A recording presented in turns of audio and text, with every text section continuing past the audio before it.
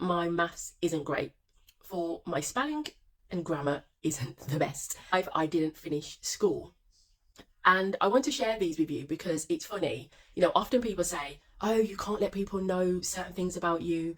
And my question is, why? I think far too often we hide who we are out of, fear of being judged.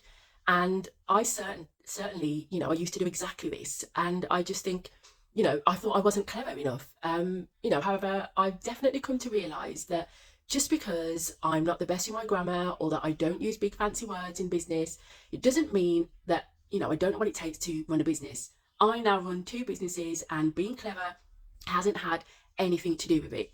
My weaknesses, have actually been my driving force. I have learned so much over the years and invested heavily in myself, in, personal development, in business development.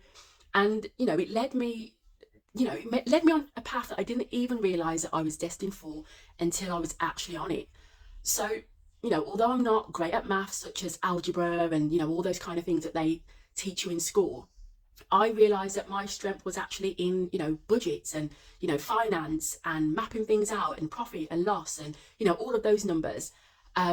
Yeah, and also, my grammar might not be the best, but I can use tools to help me with that. That's not a problem. I may not have GCSEs, but that didn't stop me from going to university at the age of, I believe, like 33, and completing my events management foundation degree and then topping up in business enterprise and actually securing a first class BA honours. So the bottom line is, don't be afraid to just be you and just to let people know the real you. Don't ever feel like a failure because you feel like you aren't the best at something. You can find your way with a little self-belief, positive people around you, and even by, implementing tools to help you on your journey. So I just wanted to send that message to you, to anyone that feels like, that they can't do something because they aren't the best in a certain area. Like, you can learn, you can develop, you can grow, and just always remember that.